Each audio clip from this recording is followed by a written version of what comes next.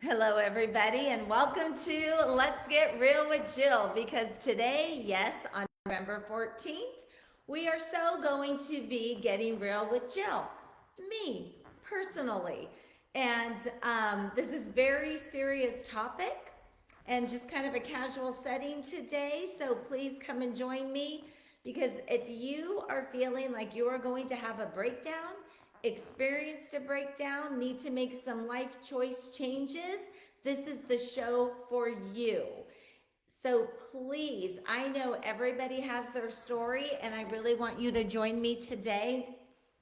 Um, I'm going to talk about what has evolved over the last 2.5 years as a caregiver to our mom and to our aunt, and how that evolved, and then talking about I literally had a major breakdown in February, and now we're in November. So, what's up with that? And just kind of reclaiming and creating boundaries and not letting things affect me so badly. So, welcome to Get Real with Jill. This actually is getting the real truth, the real story. And if you guys are in the midst of caretaking, everybody has their skills. If you're trying to juggle life with caretaking, or this could be you soon, please. I don't have the right answers. There is no book on the right answers, but what I can tell you is I can share with you my life experience so far. And if you read the title, I mean, it's super true. I don't think you're alone in this, and I'm going to share with you my personal story of what has happened over the last 2.5 years. All right, so take a deep breath. So here's how it started. So 2.5 years ago, after our father passed away, my sister and I, well, there was a tribe of us at the beginning. And this is evolved, and sometimes you don't really understand how things evolve until you literally lose control and have a breakdown. I never thought I would ever have a breakdown, but a breakdown is super serious. So our dad passed away. We had a great tribe of people helping with our mom, getting her out of her house, selling stuff, getting into her assisted living. So if you have seen these past episodes, you have seen that. Then our aunt, within months, ended up in the same assisted living. So my sister and I didn't have a tribe of people to help with her. So long story short, even though you have people, if you don't use your people or your resources, and then you start taking on managing everything and then delegating, eventually it's going to catch up with you, because you may have your life, you may have your values, your goals, what you want to do, your purpose, and then 2.5 years, it just starts to creep up and you have a breakdown. So the good news is at the beginning, we had a tribe of people helping with our mom. And then it really kind of got very, very, very, very narrow to just a couple of us with our mom. But still, I am the main point of contact. I am the main person who lives close by. Then we have our aunt, and my sister and I are the only two helping her. And I'm telling you, assisted living is just assisted. That doesn't mean it's just assisted. So these things get worse, they don't get better. It's going to get worse. And you have the emergencies, you have the doctor visits, you have the health care, you have the bills, you have the finances, you have their mail, you have to respond to everything, you have all the paperwork, and it goes on and on and on. And even though you might have help, who is the main person? There's always like a leader, right? Well, that leader has been me delegating, of course, getting help. You can't be a leader by yourself if you have nobody to follow, right? So I was pretty much managing and delegating, and for 2 years. And my sister would fly in. She spent her time flying in. She also worked for me or works for me. We were able to manage that. And as things are happening, you guys, you really don't know how it starts to slowly evolve into others letting go, me pulling in to take the lead on stuff for properties and managing and spreadsheets and finances and taxes, because that's just who I am. That is no fault to anybody else whatsoever. That is just who I am. So I'm slowly like, I know how to do those spreadsheets. I know how to pay the taxes. I know how to figure out her income and expenses. I know how to do that. I know how to do, because I just took the lead on it. Then February of this year, it was 2 years, February of this year, as I'm taking my mom to her birthday, nobody else, just me, mom and Patty, who have pretty much sucked the life out of me for 2 years. It was a horrible, horrible day. And I literally, you guys, and you may relate with me, and if you guys have questions or comments, feel free. I'm just being super real because this is life, and nobody would think Jill Van Dusen had a breakdown. Well, Jill Van Dusen had a breakdown. And my best friend, Sherry Schaller, came to the rescue immediately.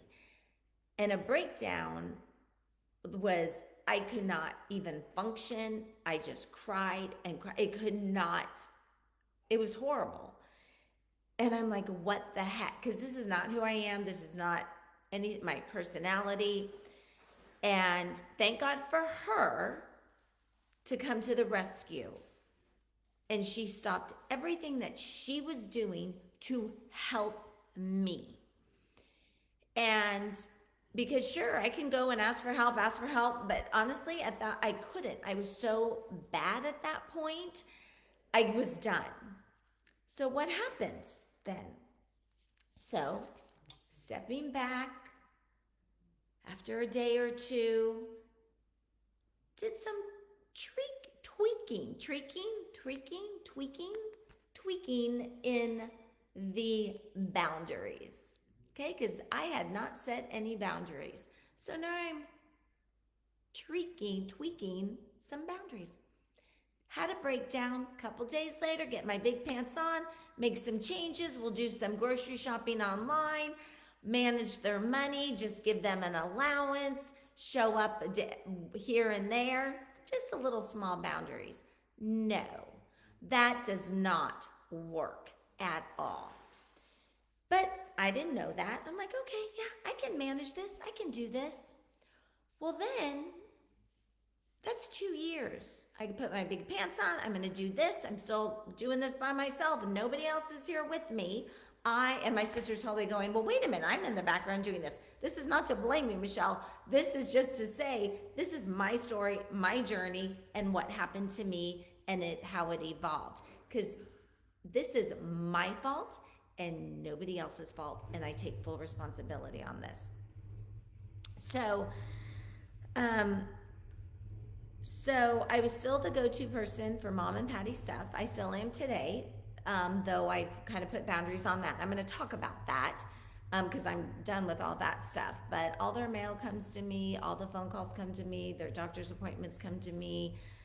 Do they go to the emergency? Comes to me. Do I sit with my mom for their emergency? Do I sit with me? And imagine that. That's a whole days of work. So got had some small boundaries in place and just continued life. You guys, if you have a major breakdown, you just don't tweak a couple of things and just put a couple boundaries together. That's not gonna work. So September comes, August comes, and I'm like, well, first August comes, I'm like, wow, this is really getting to me mentally, physically, and over the last few months, I am not myself. I love waking up and I enjoy life and I love my career. I love my career, but I wasn't loving what I was doing because I'm not enjoying my career. I love my career, but I don't love what I was doing. And so I just felt like all summer, I am not the same person and I could not figure it out. Is it chemical stuff in my body? I don't know. Is it the way I'm eating? Is it lack of exercise, lack of energy? I don't know, I don't know, I don't know. And I kept getting hit left and right, and I'm crying and I'm having these issues. I'm like, what is wrong with me, God? And I kept saying, God, what is wrong with me? Why can I not do it all? Why can I not still perform great with the business that I love, love, love? Why can I not help with Patty and Mom? Why can I not get up and exercise? Why? And it took months. And why am I not the same person who I was? Like, just happy and like loving life. And I so do love life, but just getting mad at people and getting resentful and just, this was not me. And I didn't know why. And I kept praying about it, listening to podcasts and going, God, I know I have to give this to you and I'm giving it to you, but why am I like this? And then why am I struggling financially? That I literally, not only is my physical and mental health getting in the way, getting affected, but my pocketbook now is. So now I'm struggling, going, whoa, what is going on? And you guys, the light bulb was right there. The light bulb is shining in my face and I didn't even know it. And maybe for you guys, please share your story. Everybody has their different journey. The light bulb might be there. And the light bulb was, for 2.5 years, my life changed unexpectedly without me even questioning it. It was just doing it. And I am done and was done. And it's so sad that I got to the point where I had to be done. And I'm mad, obviously. You can see it. I am mad. So it evolved 2.5 years, affecting my mental, physical, and then my pocketbook. So I've been praying and praying and praying. And do I have an answer? No. But the answer that I have right away is creating boundaries. This is not just on me. You know, when you get on an airplane, if the oxygen mask goes down, you're to take your oxygen mask first so that you can help others. Well, that was me. That's what I want to do. I want to have my my oxygen mask on first so that I could help. Well, my oxygen was deflated and gone and done, that I am literally just trying to keep my head above water, soaking up as much breath as I possibly can, and couldn't. So I was depleted. And once it really started affecting my pocketbook, I'm like, why am I helping everybody else, even my sick dog who has a cone on, and not myself? Is that selfish? I thought so. Completely. So I did not like myself for thinking that. Completely selfish. But it's not. Because I said, God, I am living here, supposed to be for your purpose. And I really believe my purpose on this earth is to have this amazing career to help people in their American dream. And I love it because I get to sell real estate and serve others. And from there, I get to serve the community. And that person just went away. I have no idea where that person went, where that career went. And so I just felt selfish about going, God, I have to let this all go. I have to put the oxygen mask on. So that boundary just hit me a few weeks ago. I had to make some changes in my business that I did not want to change because now I have to work even more. But that's going to be temporary. But I really had to put boundaries. So I'm putting my oxygen mask back on. And you guys may have this in your own life. I mean, it may not even be people that you're caretaking as your elderly family members, but you may just have to be that stay-at-home parent, male, female, doesn't matter, mom or dad, with all your kids, or you have adult kids, you have smaller kids, you have blended families, you're doing sports, you're trying to take care of your health, your bills. So it may not just be the caretaking, but what's important here, and really what I want to express, is you have a purpose here. And your purpose is not to spread yourself so thin that you have not become who you're supposed to be, and God's purpose for you, and your mental and physical health is strained, and then your pocketbook is strained. That is not supposed to happen, at least not for me. So um, I did a lot of realization in August and September, hit home, thought about how am I going to do this. Definitely took a huge step back of caregiving. Nope, nope, not doing it. I want to go and I want to visit my mom and visit my aunt and take the time to spend with them, not take the time of taking all the phone calls from the assisted living place, going to emergency, taking that phone call, going to get their meds, going to get their doctor's orders, talking to the doctors, making the calls. And not that I didn't get help, I did, but ultimately it is up to me. I am the one who lives here 5 minutes away. But I want to be able to enjoy their life as they have it today, not get so frustrated with them that I don't even enjoy going to visit them. I don't want that, and that is up to me. I am going to set those boundaries.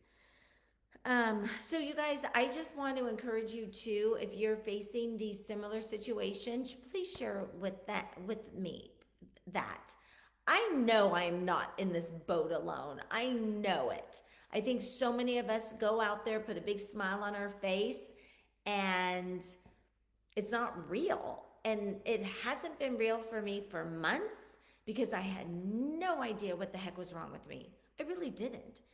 And then once I realized that, I will tell you, once I realized that, I felt so much better, had the energy, and clarity. Once I was clear in here, I was able to have clarity out there. My business started booming. I couldn't wait to go on appointments. I couldn't wait to do open houses. I couldn't wait to socialize. And I'm like, that's all it took. But it took that journey, praying to God, to realize, yeah, I can get back to what I love to do. I just wasn't loving what I was doing. So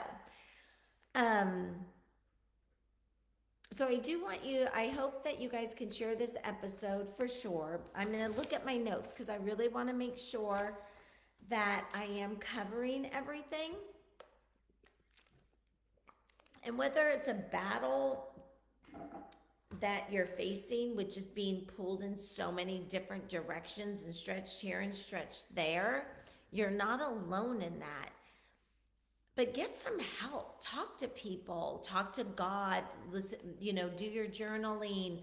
Listen to your devotionals, podcasts, or look at your devotionals and listen to podcasts.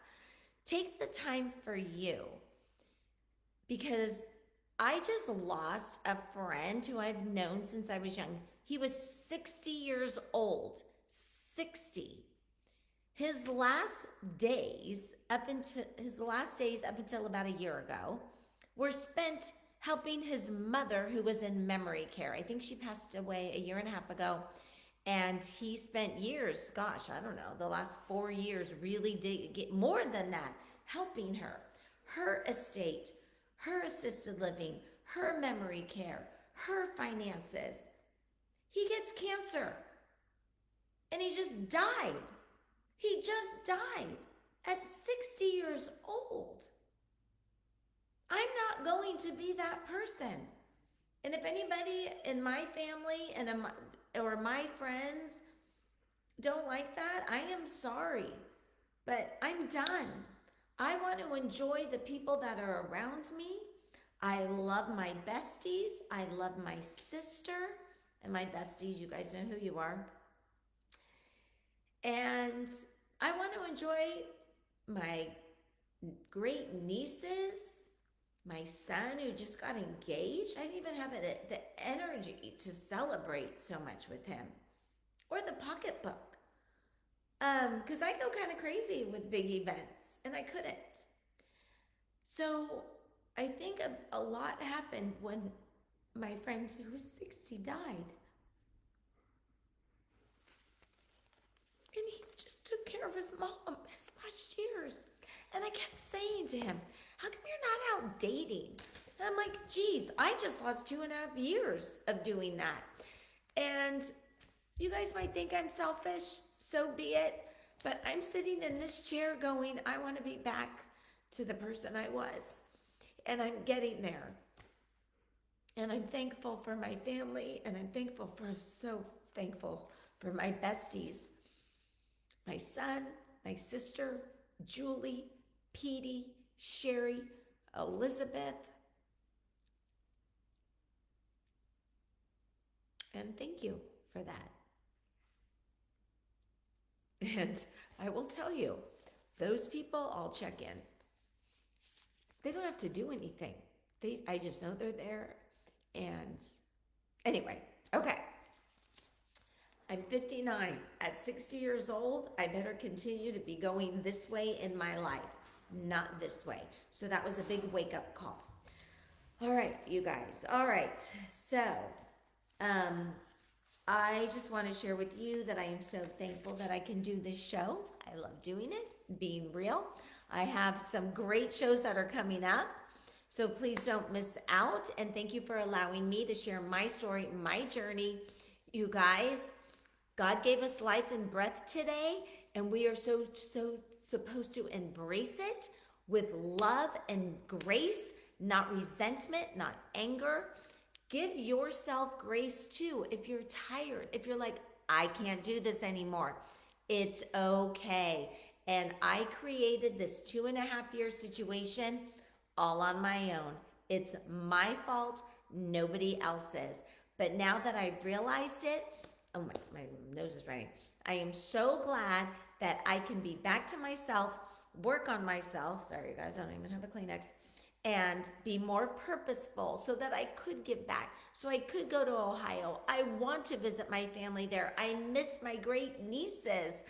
And my goal was to be there 2 to 4 times in a year. And that, I don't even know, did I get there this year? I think I did. But anyway, I'm getting back. And if you have a breakdown, you got to do something big about it. You don't go and make little boundaries and then go, oh, okay, we'll be back to normal. No, there's a reason for that. So that's my story. That's my journey. I'll be talking more about this. So if you guys are in a situation where you are caregivers for your family, I just applaud you. Sometimes we're in the sandwich generation, but give yourself grace. Please share your story. And if you want to share your story on Get Real with Jill, because I promise you, people want to hear this and know they are not alone. I would love for you to be on this. And if you can't come here, and if you're out of state, you're out of the city, let's Zoom you in because it's so important. Because trust me, I was feeling very, very, very alone because I thought I can do this. Well, I realized I can't. So you guys, I just trusted in God. He has always been there. And once you give it to him and open up and listen and hear and say, what is he saying? And what he's saying is, get your oxygen mask back on so that you can give back in a healthy way. So got to take care of this first so that I can take care of everybody else on the outside with boundaries. All right, you guys, thank you so much for joining Get Real with Jill. Today is Thursday, November 14th, 2024, and I so appreciate you joining me. And I have 2 great people coming up. I have Maureen Barker, who is the founder of Guide Real Estate. That is the real estate company that I love and work for. And I have my license there because of her values and her morals, and her journey is amazing. So stay tuned. She's coming up. And I also have Lisa McNeil, and now I think I messed up her last name again. But she's going to be talking about solar. That is such a big deal. And you guys, please share this. You can watch me here on Facebook Live. I am also going to be having this on my Spotify live podcast. You follow me on YouTube and Instagram. And remember, I sell real estate. I love the career that I have chosen, and I thank God that I have this career that I love every single day. So don't forget, I am a realtor, and I have between now and I think a couple of weeks, I have 4 listings coming up. So watch here on Facebook and Instagram because these things are amazing. Anything from like 600 to 1.7 million. All right, you guys, thank you so much. And I just want to thank my besties for being there, my sister Michelle and my son, who are also my besties. And I appreciate you all. And together we can get through life. And just we get these roller coaster rides, but at the end of the day, we all love and support each other, and that's what's most important. All right, you guys, I will see you next time. And remember, be kind to somebody, because your smile, I promise you, can make a difference in somebody else's life, and their smiling back at you can make a difference in your life. I promise you that. I do it a lot, and when somebody smiles back at me, I'm like, oh my gosh, it makes a difference. That is your goal today. And I'd love for you to share it. All right, you guys, I will see you next week on Get Real with Jill. And also, I have on my next American Dream TV show, Skeet Reese. Yes, professional bass fisherman coming up. So watch for Skeet.